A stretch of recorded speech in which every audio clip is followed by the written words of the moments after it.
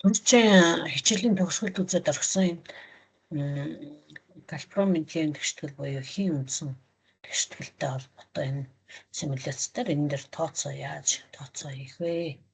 Бодлого дасгал ажиллах вэ гэдэг дээр цөмөр.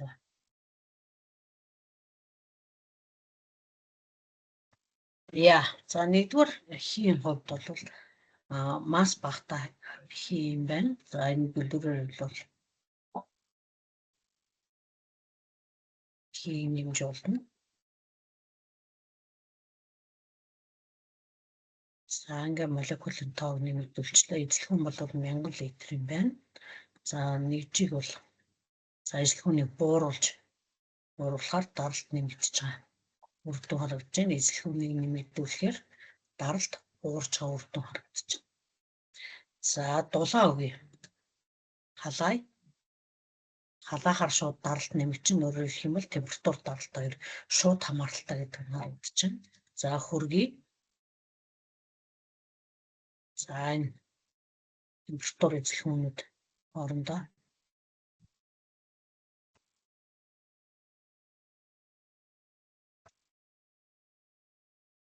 тодорхой утган дээр бол за эзлэхүүн буураад тогтмол утга хүртэл одоо эзлэхүүнийг буцаад эзлэхүүний тогтмол утга дээр хүртэл температурыг бол тодорхой утгаар нэмэгдүүлж өвчөө.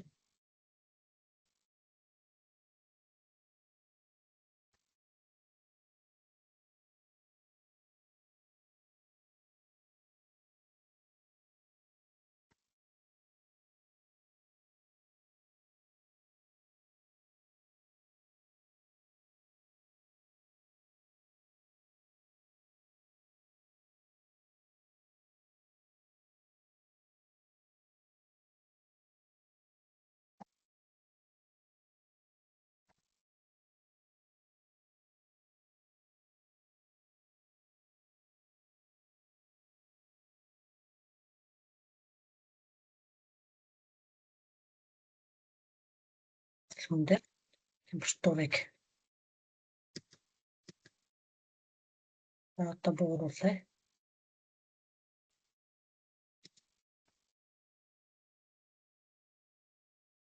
Одоо би хийдэр нь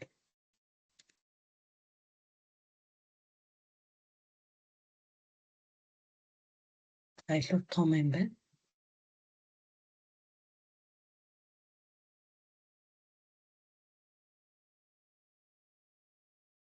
За хийм. Ундаж энергинд л тооцогддог юм байна. Температур максимумд хүрч гэж.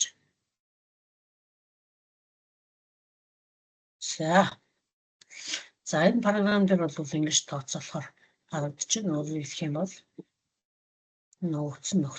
нөхцөл дээр болохоор массан тогтмол, молийн тоо хэмжээний тогтмол. За явагдаж байгаа процесс нь бол даралт эзлэхүүний үржирийг температурт харьцуулсан юм. Харьцаа нь бол тогтмол байдаг гэдгийг сайн харуулж байгаа. За одоо энийг илүү бас эвтэйхэн байдлаар бас өөр програм дээр дамжуулаад харъя.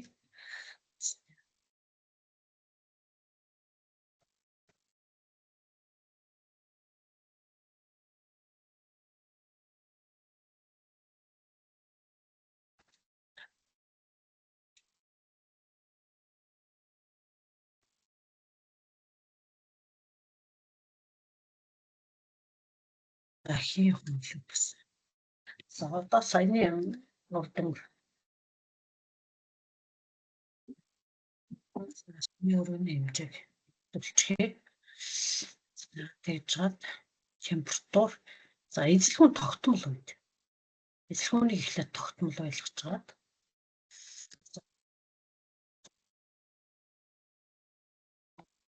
150 ширхэг хүнд бөөмийг оруулчихлаа. За одоо температур нэмэгдүүлэхээр даралт хэрхэн өөрчлөгдөж байгааг харъя. Температур нэмэгдэхээр даралт нэмэгдэж шууд өөрчлөгдөж байна. Өөрөөр хэлэх юм бол даралт ба температур хоёр бол хоорондоо шууд хамааралтай байж болох юм аа. За тэгвэл одоо бууруулж харуулъя. Температуруудыг бууруулахаар даралт дагаа шууд буурч байна. Тэгэхээр даралт температур хоёр шууд хамааралтай болох нь харагдаж байна.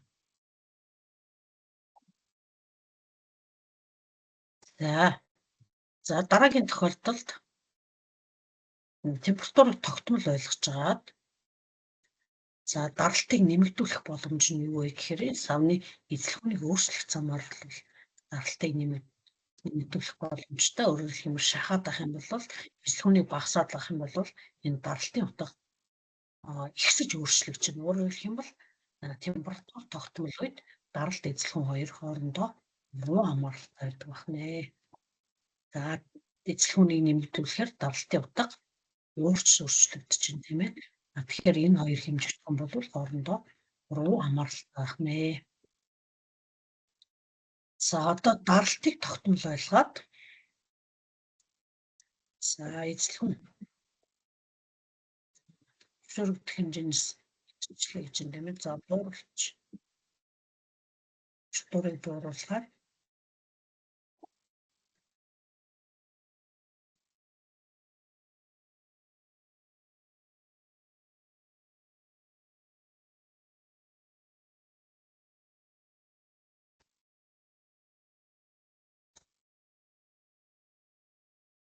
даралтыг тогтмол барихын тулд эзлэхүүн өсч байна.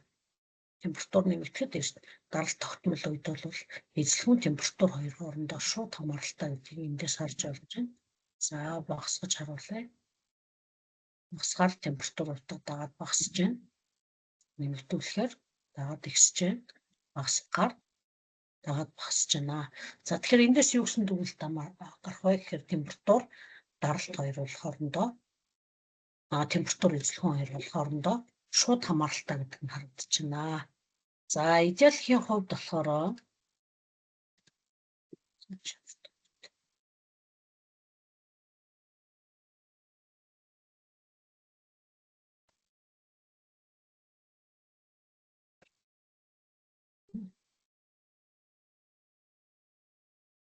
за өгсөн хувьд болохоор даралт эзлэхүүний хоорондын хамаарлыг эндээс гэж харж эзлэхийн хуулийг гаргаж ирж болно. Сая болохоор за энэ бодлогон төр цөмөр ажлын эрдэнэ нөхцөлд байгаа ийм дециметр куб эзлэхүүнтэй хийг температурыг эндээс ийм даралттай болгоход за ийм байгаа бол эзлэхүүнийг олоорой гэсэн байна. За эхний тохиолдолд болохоор энийг бол эхний эзлэхүүн гэж үзнэ. За энэ дециметр кубээр илэрхийлэгдсэн юм. За эхний температур бол энэ 0 градус энэ дэр үжин. За эхний даралт бол за эрдэнэ нөхцөлд байгаа ийм эзлэхүүнтэй хийн температурыг ийм болгоход тийм ээ даралт нь ийм болсон байна гэж. Тэгэхээр эндээс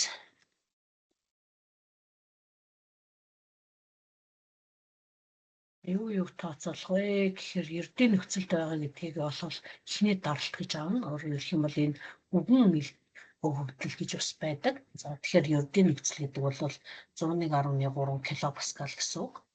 За тэгээд хийн эзлэхүүн ийм эзлэхүүнтэй ийм температур хийн температурыг ийм болгосон байна гэж тийм ээ. За тэгэхээр температур 0 гэдэг бол 273-ыг нэмэхээр 273 кельвин байна.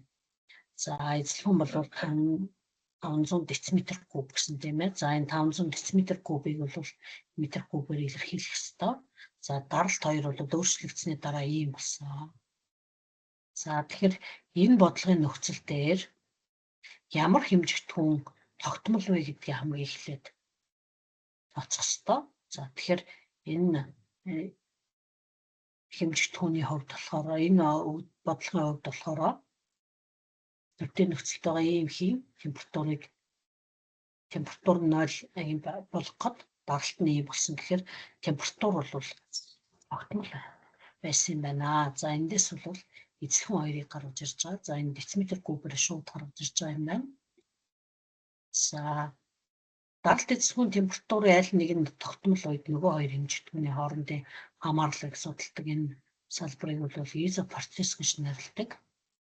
За энд болохоор Гей-Лусакийн хууль гэж байна. За энэ нь болохоор юу гэдэг вэ гэхээр эзлэхийн эзлэхүүнийг огт өөрчлөхгүйгээр температурыг нэмэгдүүлэхэд даралт нь яаж өөрчлөгддөг вэ гэдгийг судалдаг ийм хэсэг байгаа.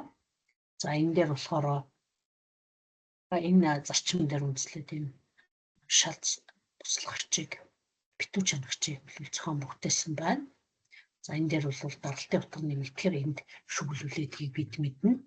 За бага даралтан дээр түрүүн бид нар П-ийн туршилтан дээр болохоор температур нэмэгдэхээр даралт нэмэгддэг, температур буурахаар даралт буурдаг гэдгийг бид бол түрүүн П-ийн туршилтан дээр харсан байгаа. За энэ туршилтын үр дүнгээс бас харах боломжтой даралт температурын хоорондын хамаарлыг. За эзлэхэн тогтмол байдаг энэ процессыг бол Гей-Лусакийн хууль гэдэг байна.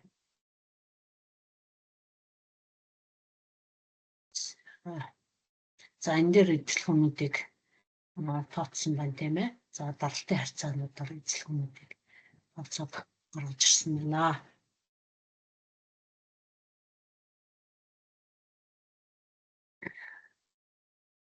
За атмосфер Паскал хоёрын хоорондын шилжүүлгийг та бүхэн бас харж байгаа бах. Энэ 12 онгоор тод оронгоор тоомлцсон харагдчихэв тийм ээ.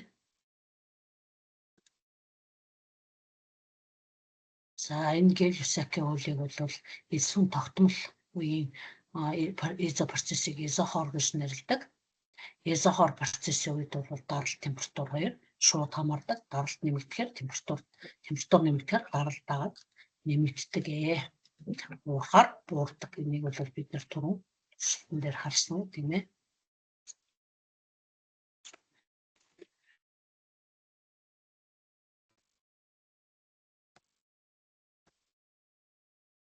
За туршилтынхаа үр дүнгууд харуулж байна.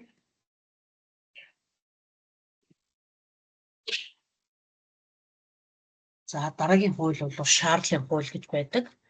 За Шарлын хууль гэдэг энэ хууль бол ямар ч утгатай байх вэ гэхээр даралт тогтмол үед гарч ирж байгаа энэ эзлэхэн температурын хоорондын хамаарлын тухай ярьдаг энэ хуулийг бол Шарл гэдгээр төвтөн нээсэн байгаа. За энэ бол процессын нэрийг бол изобар гэж нэрлэдэг. За даралт нь тогтмол байх нэ. За энэ даралт нь тогтмол болгоход хийж байгаа энэ өргөх давхурын төхөөрөмжийн тухай энэ дээр бол жижиг симуляцтаар харагдаж байна тийм ээ. За энэ дээр болохоор шууд хамааралтай өөрөөр хэлэх юм бол эзлэхэн нэмэгдэхээр температур нэмэгддэг. Эзлэхэн буурахаар температур буурдаг. За бид нар үүчийн хийхтийн туршилтан дээр бол энэ туршилтан дээр түрүүн бид нар яг энэ тухай ярьсан байгаа. За ингээд температур нэмэгдэхээр эзлэхэн нэмэгддэг, температур буурахаар эзлэхэн буурдаг. Энийг болохоор Шарлын хууль гэж нэрлэдэг байна. За энэ Шарлын хууль нь болохоор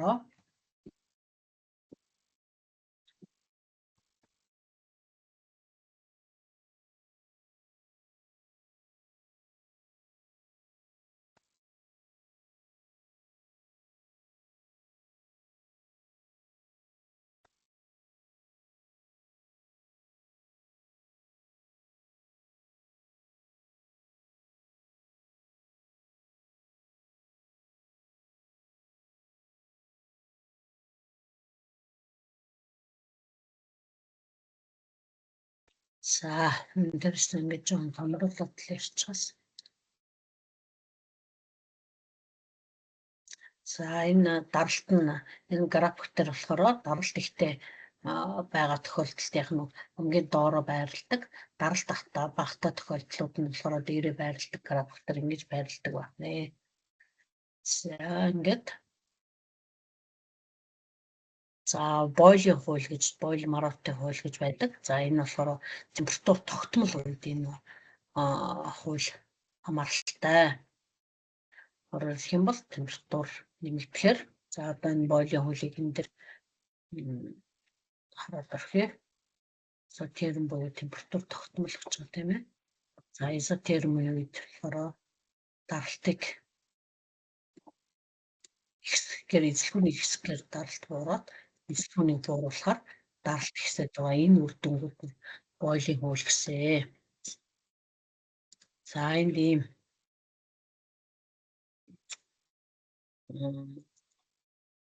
экспоненциал хууль харагдаж байна. За Авгатрийн хууль гэж бас байдаг. За энэ даралт энэ нь болохоор энэ хийн эзлэхүүн ба молын тоо эзлэхүүн ба молын тоо хоёр шууд хамааралтай гэдгийг харуулдаг. Үлэг эндээс бол Авгатрийн тоо хэм гарч ирдэг. За энэ Гей-Люсак бол Мароккийн хууль гэдэг маань энэ изотерм процессыг бойл Мароккийн хууль гэж нэрлэнэ. За Гей-Люсакийн хууль нь болохоор изохор процессын үед хэрэглэгддэг энэ хууль байгаа. За Шарлын хууль бол изобар буюу даралт тогтмол үед хэрэглэгдэнэ.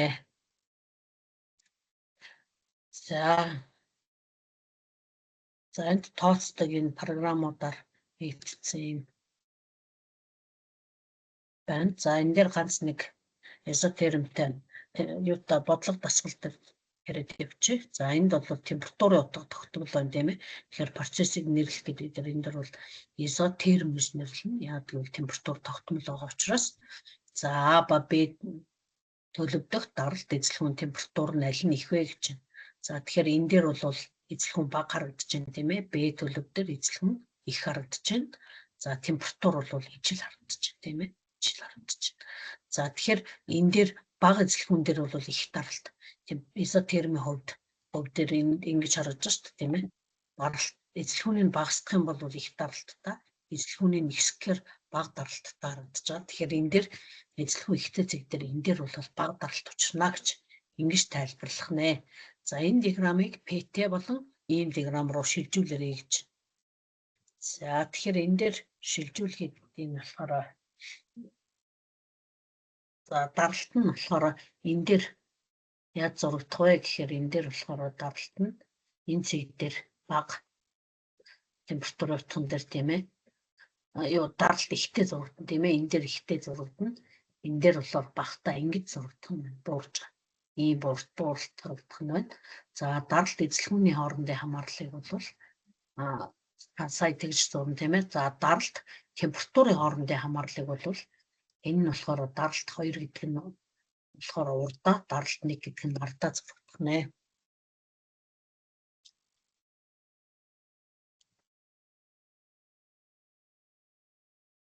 За энд болохоор изотерм за саяны бодолтыг хэлж байна тийм ээ. За энэ дээр болохоор А дээр температур нь аль нь их вэ? Энэ хоёр төлөв дээр гэж. За энд сая ярьсан юмнуудыг гарч ирж байна тийм ээ. Эзлэхүүн нь энэ дээр их байна. Тэр их байна тийм ээ. Температур нь ижил байна. Хоёрдугаар зүйл дээр даралт нь бага байна. За дараагийн бодлого энэ дээр за хоёр процесс нийлмэл байна. За эхний процесс 1-2 дээр бол изобар харагдаж байна. 2-оос 3 дээр бол изотерм харагдаж байна. Изотерм харагдаж байна. Яг гэвэл энэ даралт тогтмол энэ дээр даралт температур тогтмол. За одоо эдгээр хэлбэг бол 2021 оны ЕШ-ийн даалгавар юм байна. Үзүүлжээ процесс тус бүрий гэдэг нь болохоор за энэ дээр юу гэж 1-2 2-оос 3 завсарт ямар процесс явагдаж байна вэ тодорхойлогч. За 1-2 дээр болохоор энэ дээр болохоор шууд изохор явж байна. Яг үл эзлэхэн тогтмол байна тийм ээ. За энэ дээр 1-2 дээр даралт тогтмол байна. Энэ бол изобар явагдаж байна. За 3 дугаар зурган дээр болохоор 1-2 дээр болохоор изо хоор харагдаж байна. Эзлэхүүн тогтмол 2-3 дээр бол хоёр хэмжигдэхүүн хоёулаа өөрчлөгдөж байгаа учраас харагдахгүй байгаа нь буюу температур тогтмол изотерм гэж байна. За энэ дээр 1-2 дээр даралт тогтмол буюу изобар харагдаж байна. 2-3 дээр болохоор эзлэхүүн тогтмол буюу изо хоор харагдаж байна. За энэ зурган дээр 1-2 дээр изотерм харагдаж байна. Яг гэвэл даралт эзлэхүүн хоёр хоёулаа өөрчлөгдөж байгаа учраас харагдахгүй байгаа тогтмол гэсэн үг шүү дээ, тийм ээ. За тэгэхээр 2-3 дээр болохоор изо хоор харагдаж байна. Эзлэхүүн тогтмол. За дараагийн зурган дээр 1-2 дээр бол изотерм харагдаж байна. Өөрөөр хэлэх юм бол эзлэхүүн температур хоёр даралт хоёр хоёулаа өөрчлөгдөж харагдаж байна. 2-3 дээр даралт тогтмол буюу изобар харагдаж байна. За дараагийн зурган дээр 1-2 дээр за эзлэхүүн температур хоёр хоёулаа өөрчлөгдсөн байгаа учраас харагдахгүй байгаа нь буюу изобар тогтмол даралт тогтмол изобар явагдсан байна. 1-2 дээр 2-3 дээр эзлэхүүн тогтмол буюу изохоор явагдаж байна. За дараагийн график дээр 1-2 дээр изотермэр температур буурсан байна, тийм ээ. Изотерм температур бишээ изохоор, тийм ээ. Изохоор эзлэхүүн тогтмол, тийм ээ. Изохоор байна. 2-3 дээр эзлэхүүн буураад температур буурсан байна. Тэгэхээр изобар явсан байна. За гэх мэтлэнгээр ингэж процессуудыг нэрлэдэг байна. За ингээд анхаарал хандуулсанд баярлалаа.